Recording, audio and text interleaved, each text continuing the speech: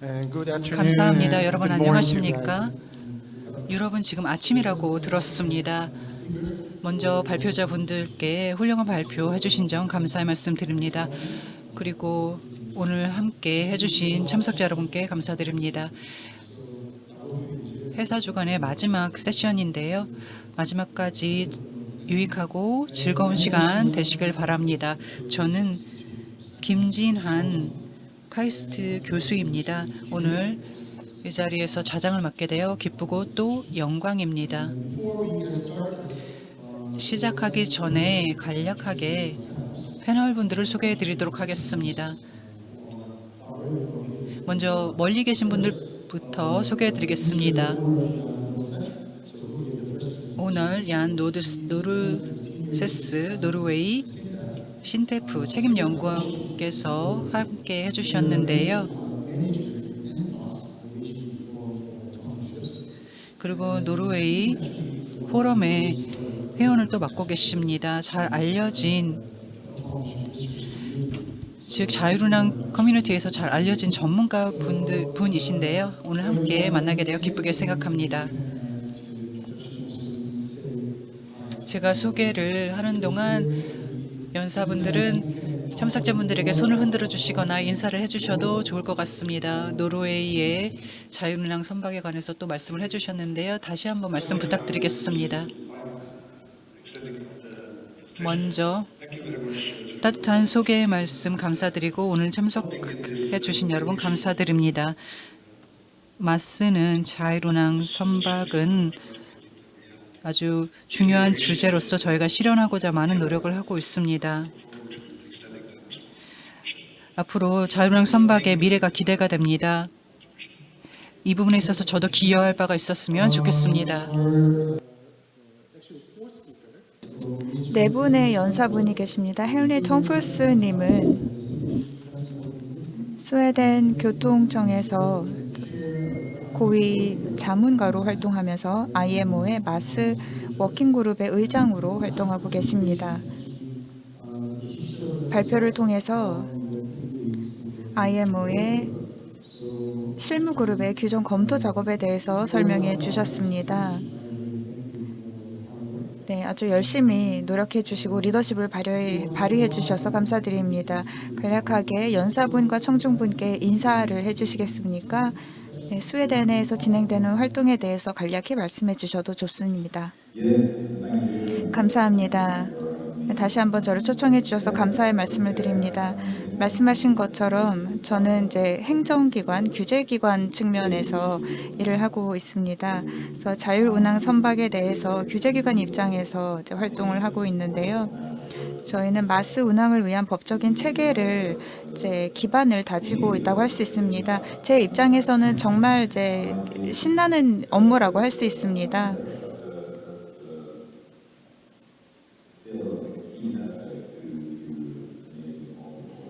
그래서 마스 운항을 실질적으로 가능하게 하는 업무라고 생각을 하기 때문에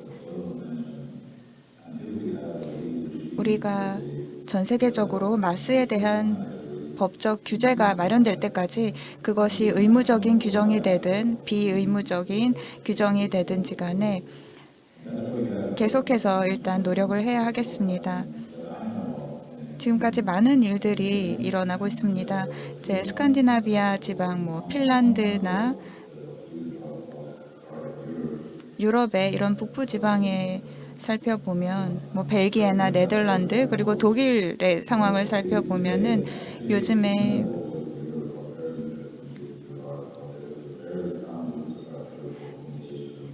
커뮤니케이션을 증진하고 여러 가지 레이더 기술이라던가 그러한 기술들을 개발하는 과정과 활동이 활발하게 진행이 되고 있습니다. 제가 질문에 답을 회피하려고 하는 것이 아니고요. 스웨덴의 기술적인 개발 활동에 대해서 말씀드리면 저희는 스웨덴에서 주로 그런 활동을 하는 ABB라는 회사가 있습니다. 근데 스웨덴에서는 야라비아킬란이나 에스콜 같은 그런 프로젝트는 없습니다. 스웨덴에서는 좀 작은 규모로 로보틱스 기업들이 프로젝트를 진행하고 있습니다. 사브 같은 이제 방산 기업들이 프로젝트를 진행하고 있고요. 저희 이제 정부 기관 입장에서 볼 때 저희는 이제 정책을 연구하는 랩이 있습니다. 특정 사례들을 또 살펴보기도 하고요. 마스의 전체적인 이제 상황에 대해서 살펴봄에 있어서 이제 법적인 측면에서, 법규적인 측면에서 어떤 이제 장애물이나 어려움이 있는지 살펴보고 있습니다. 또 업계 관계자들도 참여를 해서 법적인 솔루션을 찾으려고 하고 있습니다. 그리고 실제 마스 운항을 하게 될 때 현실과 규제 간의 갭이 발생할 만한 부분도 이제 파악을 하고 있습니다. 그래서 창의적으로 솔루션을 찾기 위해서 노력하고 있습니다. 그래서 마스에 대한 이제 적합한 법규가 지금 존재하지 않고 있기 때문에 그런 노력을 하고 있고요. 네, 이렇게 간략하게 소외되는 활동에 대해서 말씀드렸습니다. 감사합니다. 좀 더 자세한 내용에 대해서는 다음에 이제 토론 시간에 말씀을 나눠보도록 하겠습니다. 네, 한국 발표자분들을 또 소개해 드리도록 하겠습니다. 임도형 대표이사님이신데요. 현대중공업 자회사 아비커스의 대표이사를 맡고 계십니다. 현대중공업은 세계 최대의 조선사 중에 하나이죠. 간단하게 자기소개 부탁드릴 수 있을까요? 네, 반갑습니다. 저는 현대중공업그룹 아비커스 임도영이라고 합니다. 마스 법규도 아직 안 만들어졌는데 회사를 자율운항 솔루션 회사를 한다고 해서 좀 의아해 하실 수도 있을 것 같은데 저희가 낮은 단계의 어떤 뭐 자율주행 자동차처럼 어느 날 무인 자동차가 등장하지 않을 거라고 보고요. 저희는 이제 자율주행 보조 시스템 먼저 시작했듯이 항해 보조 낮은 단계의 어떤 자율운항 솔루션인 항해 보조 시스템부터 사업을 시작을 해서 점차 자율화를 높여가는 수준으로 이제 사업화를 진행을 하고 있습니다. 실제 저희가 올해 초에 사업을 시작해서 지금까지 70세트를 수주를 받았습니다. 아까 소개드린 나스 바스를 이제 70세트를 받았고 실제 제어까지 되는 솔루션도 현재 한 프로젝트가 4개 정도 돌아가고 있습니다. 그래서 뭐 생각보다 빨리 자율운항 어떤 시대가 올 거라고 생각하고 있고 특히 레저보트 같은 어떤 법규에서 좀 자유로운 분야는 훨씬 더 빨리 저희가 뭐 자동화가 이루어질 거라고 생각을 하고 좀 진취적으로 사업을 해 나갈 예정입니다. 반갑습니다. Okay, thank you. And then I introduce Dr. Hyun-Cho Kim, who is right next to me. So he's the director of Samsung Ship. 김현조 박사님을 소개해 드리도록 하겠습니다. 삼성중공업에서 선박해양연구센터장으로 계신데요. 반갑습니다. 지난 한 5년간 저희가 스마트 칩을 개발을 시작하고 지금까지 과정들을 돌이켜 보면 지난 5년간이 사실 짧은 시간인데 불구하고 많은 변화가 있었다고 생각합니다. 선주들의 요구도 처음에는 거의 없었지만 지금은 당연히 배에는 스마트십이라는 디지털 플랫폼이 탑재되는 것이 당연하고 그 요구 조건도 점점 늘어나고 있습니다. 그래서 아까 미스터 턴포스 씨가 말씀하신 대로 로드맵이 IOS 로드맵이 2025년이라고 말씀을 하셨는데요. 좀 늦지 않은가라고 생각이 들고 앞으로 5년 또는 10년에 어떤 변화가 앞으로 일어날 수 있을지 사실은 저희가 예측하기 좀 힘들 것 같습니다. 그래서 IOM에서 좀 더 빠르게 뭔가 대응을 해주십사 하는 그런 바람이 있고요. 그런 도중에 많은 기술 개발들이 이루어지지 않을까 그렇게 생각하고 있습니다. Okay, thank you for introduction. 감사합니다. 마지막 패널분은 아주 특별한 분을 모셨는데요. 전용우 한국해양대 교수님을 모셨습니다. 전용우 교수님은 해양 교육 분야의 전문가이십니다. 소개 부탁드립니다. 먼저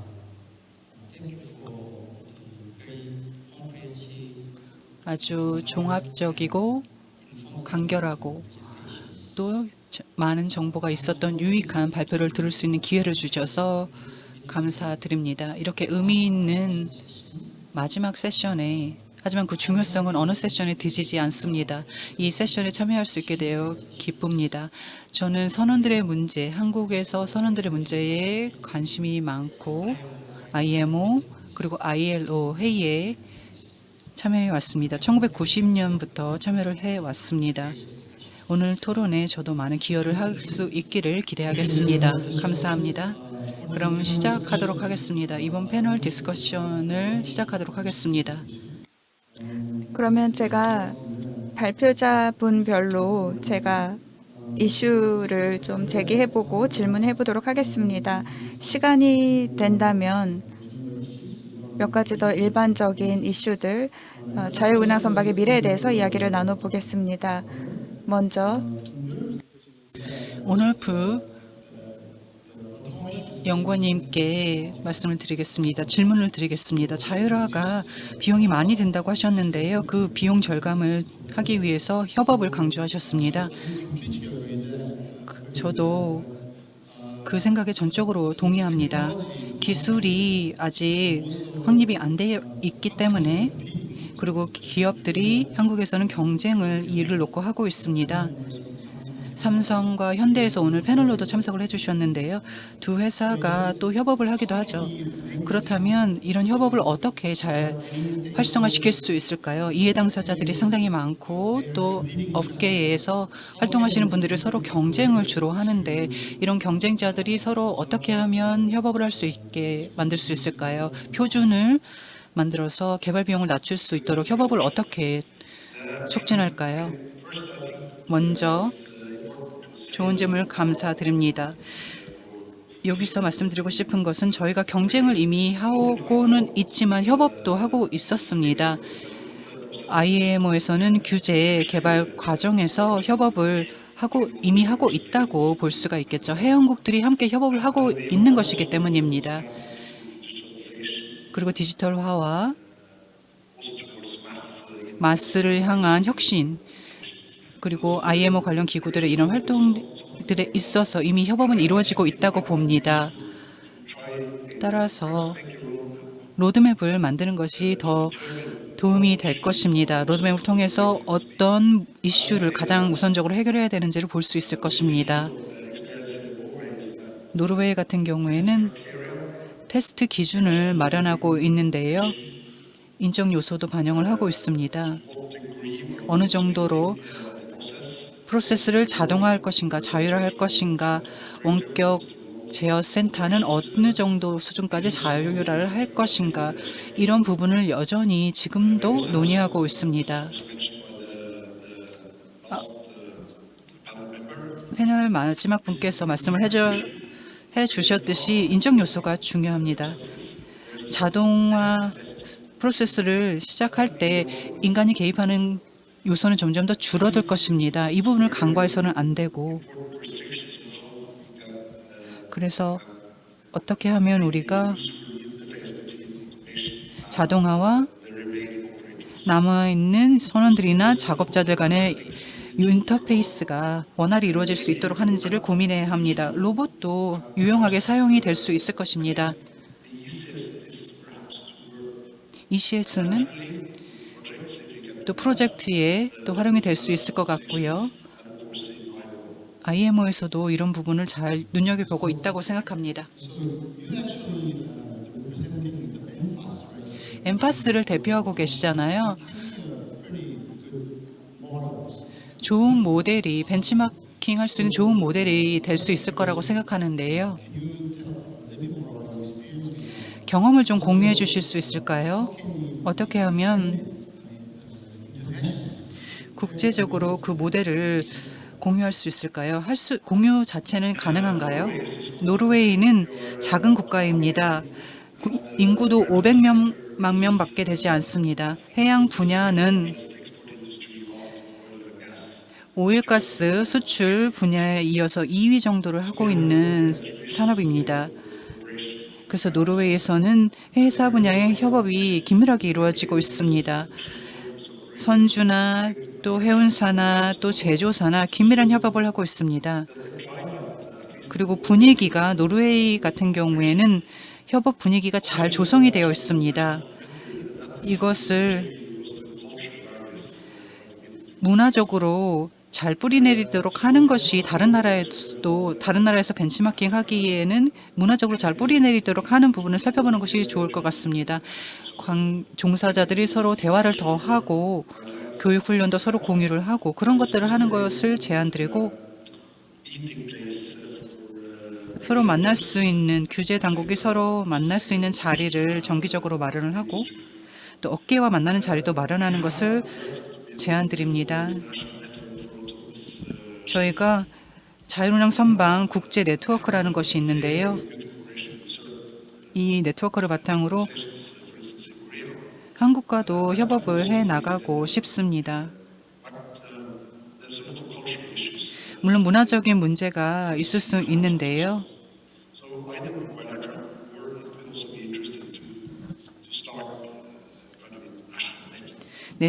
즉 국가 차원의 네트워크를 먼저 시작하는 것이 시작점이라고 생각합니다.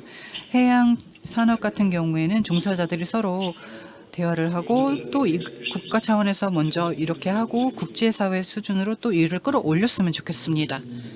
감사합니다. 이제 여기 계신 패널 분께 질문을 또 해보도록 하겠습니다. 김현조 박사님, 이러한 표준화를 위한 협력에 대해서 어떻게 생각하시나요? 우리가 어떻게 함께 협력을 할 수 있을까요? 김 박사님.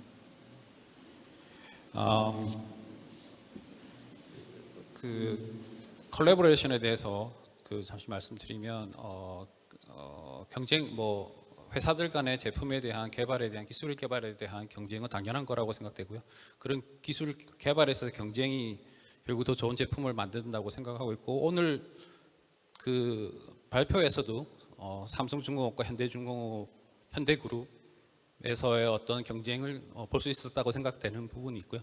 단지 오늘 제가 결론에서 미싱 말씀을 못 드렸는데 시간이 없어서 그 각 플레이어들 간의 전반적인 컬래버레이션이 굉장히 중요하다고 생각합니다. 그 예로 들어서 아까 제 발표에서 말씀드렸던 그 목포 해양대학교의 실습선을 이용한 저희 장비의 테스트와 같은 경우에 조선소에서 개발한 장비의 성능 검증을 그 학교에 있는 그런 전문가들, 운영할 수 있는 운항 그리고 운용의 전문가들이 같이 모여서 안전에 대한 대비를 세우고 법과 법규에 대한 대책을 세우고 이런 부분들을 다 검증한 후에 실험을 수행하고 그 결과를 해석하고 이런 것들이 좋은 예로 볼 수가 있을 것 같고요.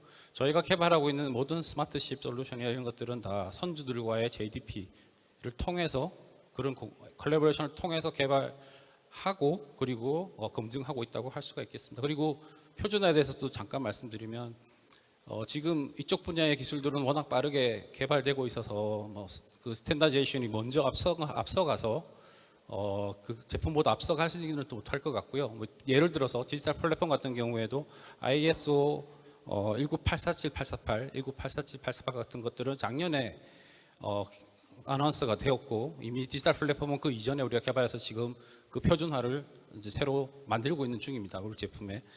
그렇기 때문에 스탠다드가 제품보다 빨리 앞서갈 수는 없는 부분이 있는 것 같고요. 대신 이제 스탠다드를 좀 더 전체 제품들이 아우를 수 있게 좀 더 좋은 방향으로 만들다면 그것이 좋은 방향이라고 생각합니다. Okay, so same questions go to 네, 임도영 대표님께도 동일한 질문 드립니다. 1,600억 그 해수부 국책과제, 해수부 산자부 국책과제에 저희 참여를 하고 있고요. 아마 제 기억으로 사세부 과제가 아마 실증 과제로 되어 있습니다. 그리고 그 과제에서는 실제 이제 자유운항 선박에 대한 운용이라든지 법규에 대해서 준비를 하는 과제로 알고 있고, 실제로 이제 그 저희들이 이번에 대형 국내 선사하고 같이 LNG 운반선에 저희가 개발한 자율운항 솔루션을 탑재를 해서 대양 항해를 계획을 하고 있습니다. 그래서 인도양, 대서양을 건너서 이제 미국으로 가는 노선인데 실제 어떤 과정으로 어떤 절차를 통해서 뭐 테스트를 해야 되는지에 대한 어떤 규정이 사실은 없는 상황이고요. 어떤 테스트를 해야 되는지 이런 것들도 지금 명확하지가 좀 않습니다. 그래서 그런 부분들을 이제 물론 이제 국제기관도 그렇고 이제 국내의 어떤 연구하는 그룹하고 같이 좀 과제하고 연계해서 준비를 했으면 좋겠고 또 국내에서는 좀 자율운항 그 실증 과제 이런 것들을 좀 진짜 그 시스템 개발하는 과제보다는 실증 과제 위주로 좀 과제를 많이 하면서 이런 그 조선소의 경험이라든지 해운사의 경험이 녹아는 어떤 법규 개발 이런 이 되면 좋겠다고 생각을 합니다.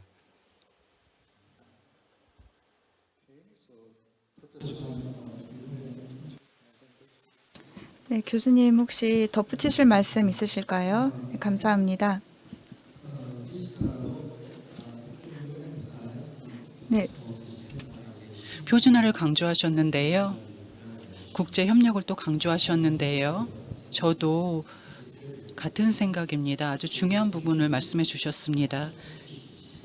비용 대비 효율을 높이기 위해서는 마스의 개발에 있어서 비용 대비 효율을 높이기 위해서는 협업이 중요합니다. 저는 기술 전문의는 아니지만 질문이 하나 있습니다.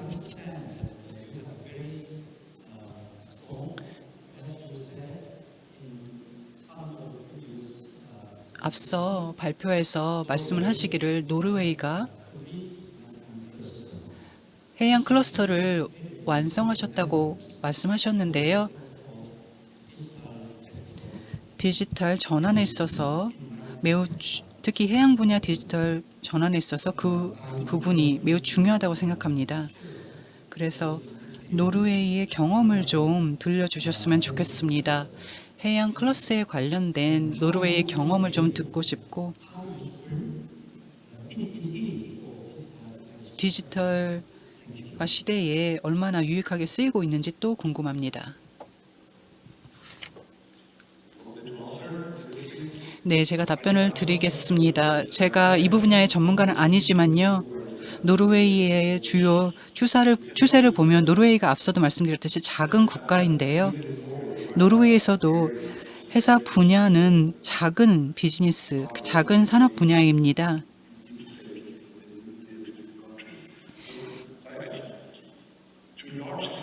그래서 좀 더 크게 보자면 문화를 다시 말씀을 드리고 싶습니다. 노르웨이는 작은 국가이지만 말씀하셨던 것처럼 클러스터를 중요하게 생각했습니다. 클러스터를 통해서 정부, 기구, 선주 등등이 적극적으로 참여하고 있습니다. 그래서 아주 특별한 역할을 하고 있는 것이죠. 다른 분야에서는 이런 클러스터를 아직 보지 못했습니다. 그래서 노르웨이에 있어서는 해양 클러스터가 아주 중요한 역할을 합니다. 노르웨이는 경쟁도 하지만 이 주체들이 서로 협업도 적극적으로 합니다. 다시 한번 협업을 강조하고 싶습니다. 저희가 공통적으로 직면하고 있는 장애물 같은 경우에는 비용이 많이 드는데요. 이것을 극복하는 데서는 협업만한 해결책이 없습니다. 저희가 안전을 위해서는 어떤 요건이 필요한가, 어떤 문서가 필요한가 이런 부분을 저희는 긴밀하게 모든 이해 당사자들과 논의합니다. 현재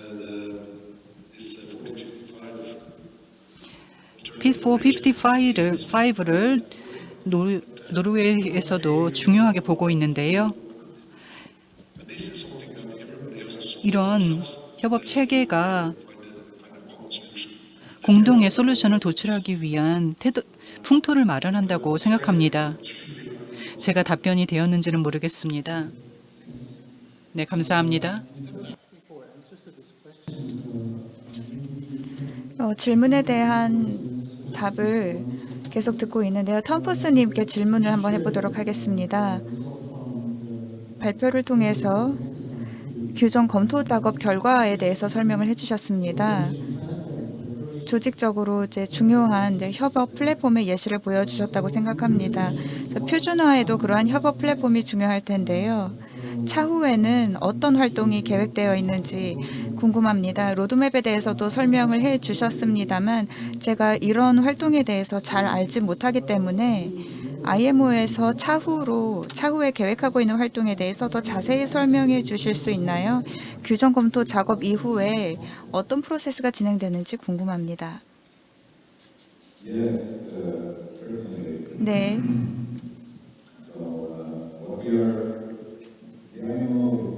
IMO는 회원국들을 중심으로 이루어진 기관입니다. 만약에 회원국들이 뭔가 이제 제안을 하지 않으면 IMO가 독단적으로 무언가를 하지는 않습니다. IMO에서는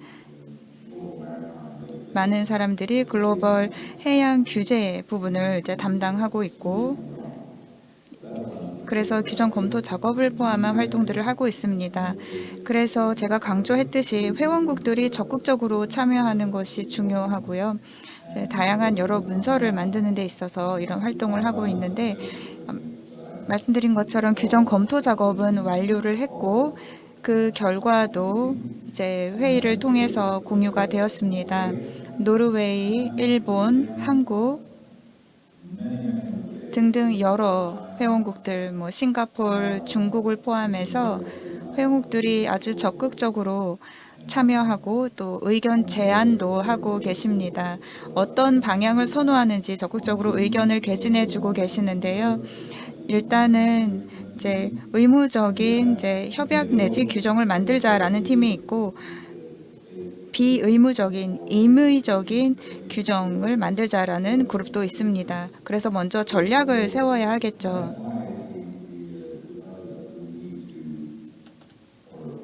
그래서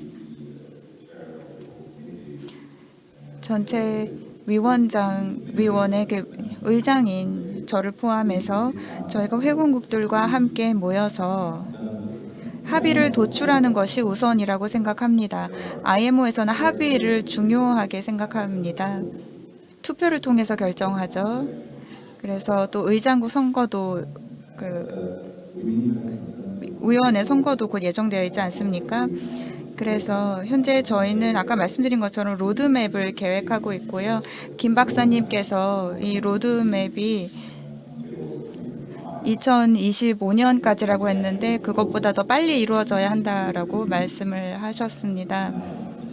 저희는 이제 지금부터 2025년 사이에 이거를 완료할 걸로 계획을 하고 있는데, 이거는 이제 저희가 낙관적으로 생각해서 잡은 기간이 2025년입니다. 여러 기관들이 여기에 참여를 하고 있기 때문이고, 네, 법적인 규제에 관한 로드맵을 만드는 것이기 때문에 이것을 어떻게 해석할 것이냐에 대해서도 굉장히 여러 가지 해야 할 일들이 있습니다. 그래서 모든 것들을 이제 법적인 절차와 이런 것들을 고려해서 진행을 할 것이고요. 제가 이제 주제에 맞는 이야기를 하는 건지 모르겠습니다만 IMO에서는 어젠다를 지금 이제 정하고, 이 로드맵의 경우에는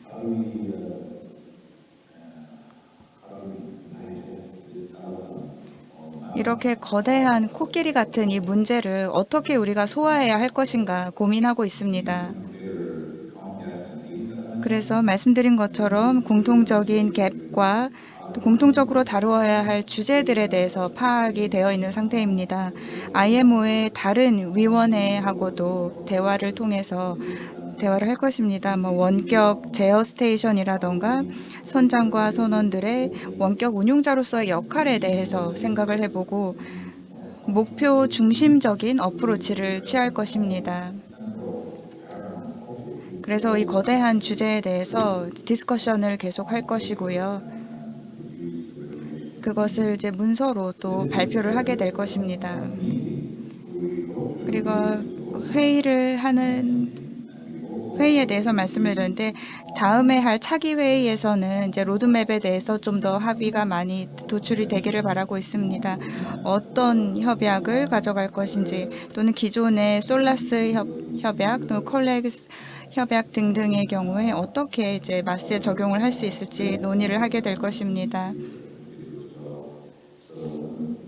또 새로운 협약의 가능성에 대해서도 이야기할 텐데요. 내년 4월에 또 회의가 있을 것입니다. 그래서 11월에도 회의가 예정되어 있습니다만 2022년에 이렇게 회의가 예정이 되어 있기 때문에 내년에는 좀 더 기반을 세우는 작업이 이루어지기를 바라고 2023년까지 계속 이렇게 노력을 하게 될 것 같습니다.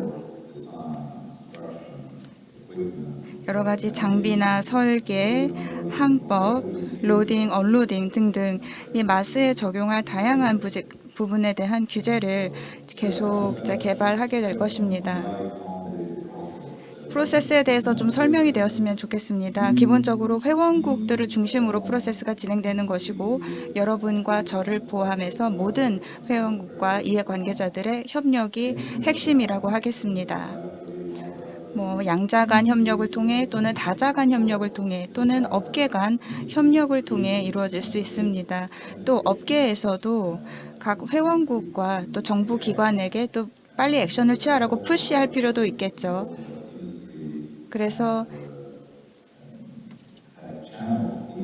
이 업계가 정부에 소통할 수 있는 채널을 확보하는 것도 중요하다고 생각이 듭니다. 그래서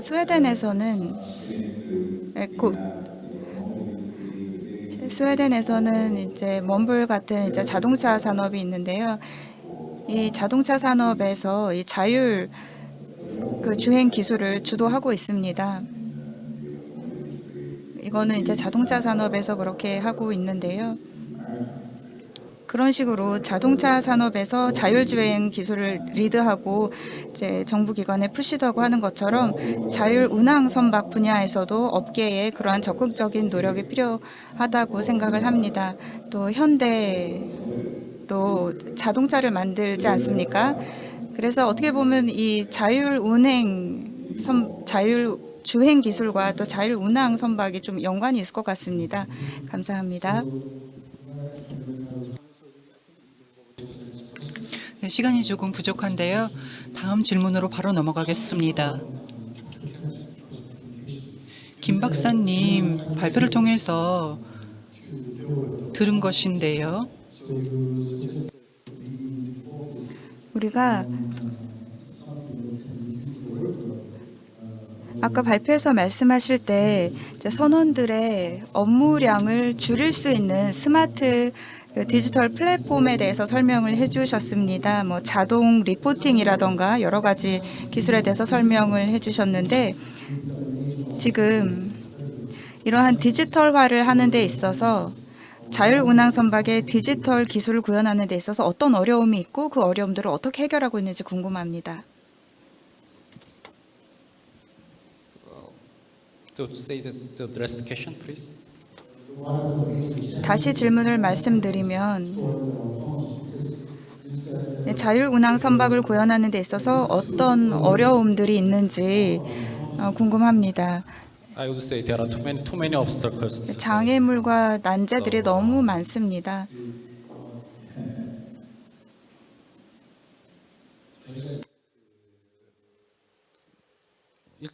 저희가 아까 발표에서 보셨듯이 스마트 내비게이션이라고 해서 자율운항에 대비한 자동 충돌 회피 장치, 시스템들을 개발하고 실험하고 하고는 있지만 노르웨이의 야라 프로젝트처럼 애초에 무인화를 위한 선박을 설계하지 않고서는 지금 현 상태의 선박으로서 자율운항을 선박으로 가기 위한 부분은 많은 부분이 부족하다고 생각합니다. 아까 말씀드린 대로 그 많은 그 장비들에 있어서 그 장비들의 상태를 우리가 모니터링할 수 있는 방법도 사실은 부족하고 아직까지는.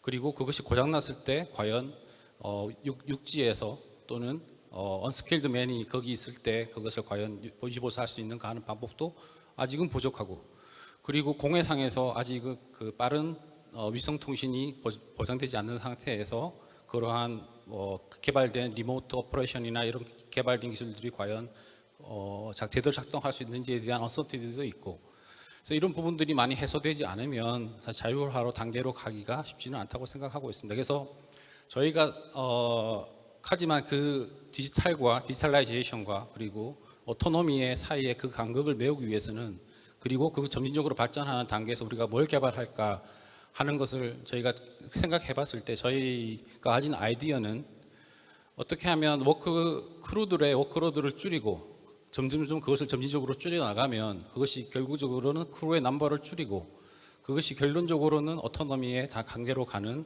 방향이지 않을까 생각을 했습니다. 그래서 아까 말씀드린 대로 크루들의 그 다큐멘테이션을 수동이 아닌 완전 자동으로 바꿔서 스마트 다큐멘테이션, 태블릿을 이용한 그런 것들을 개발을 하고 그리고 장비들의 센서들을 배치를 해서 붙여서 센서들로부터 받은 데이터로 그 장비들의 상태를 모니터링해서 알려주고 이러한 기술들이 점점 보급화되고 그래서 크루들의 일을 줄여주는 게 되게 중요하다고 생각하고 있습니다. So I think I better ask a question to Mr. 임도영 대표이사님께 그 아비커스의 이 대형 선박에 적용될 수 있는 자율운항 서비스에 대해서 질문을 드려야 될 것 같은데요. 소형 선박에 먼저 적용을 하고 난 다음에 대형 선박에 들어가게 될 텐데요.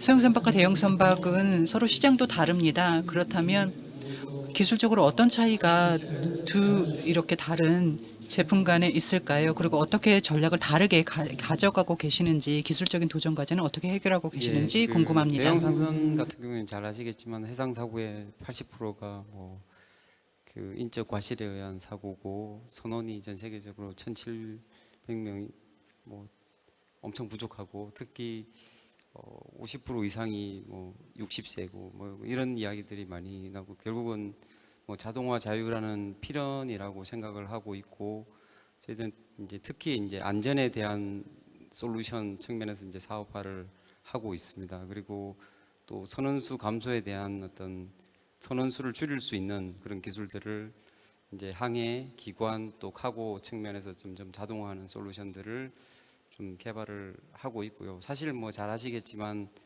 뭐 자동화는 뭐 기관실에 전동기가 200개 이렇게 되는데 이게 의지의 문제라고 생각합니다. 뭐 돈 더 들이면 대형 발전소 사람 한 명도 없고요. 또 해양 플랜트 가보면 거의 자동화 다 이루어져 있고 비용과 의지의 문제라고 생각을 하고 점점 뭐 자동화는 필연적으로 진행될 거라고 생각하고 저희는 거기에 맞춰서 이제 솔루션을 계속 개발을 할 예정입니다. 레저보트 같은 경우에는 좀 말씀드린 대로 좀 포커스가 좀 다릅니다.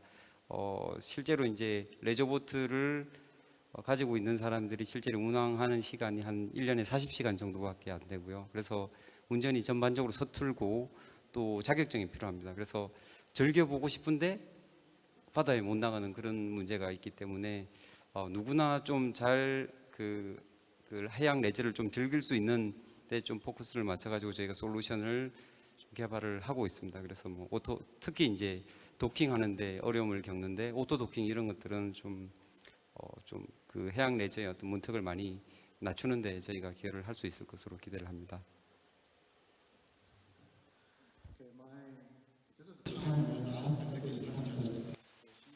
네, 시간 관계상 마지막 질문을 전 교수님께 하겠습니다.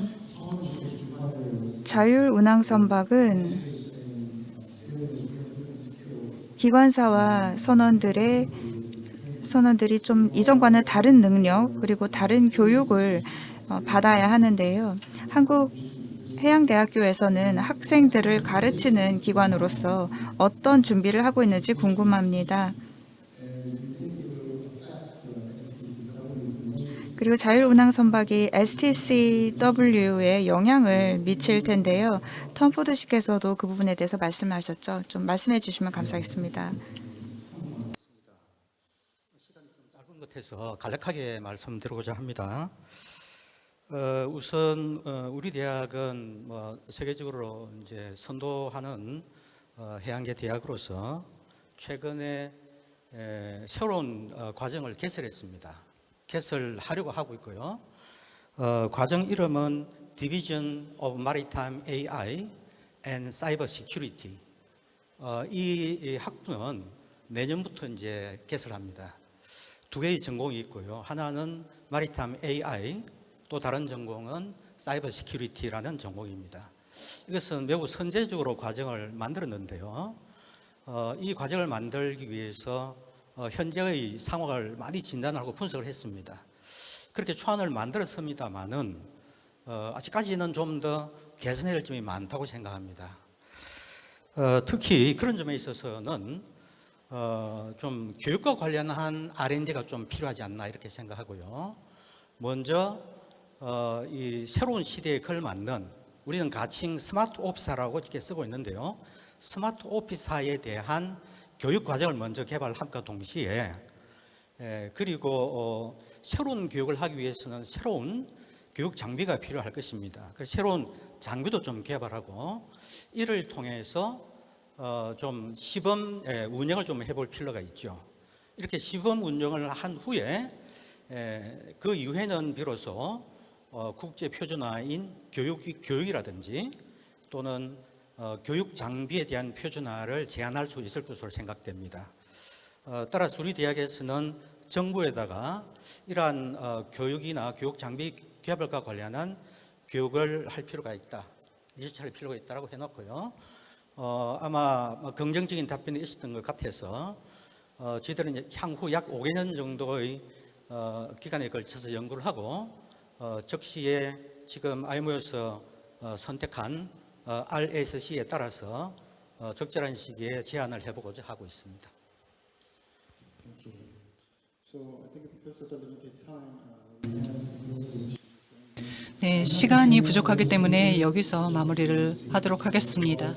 특히 해외에서 참석해 주신 패널분들, 연사분들 감사드리고 또 전영우 한국해양대 교수님 특별 토론자로 참석해 주셔서 감사하고 오늘 발표자 여러분 감사드립니다. 같이 세션을 함께 해 주신 참석자 여러분, 온라인 오프라인 참석자 여러분 감사드립니다. 다시 한번 큰 박수 부탁드립니다.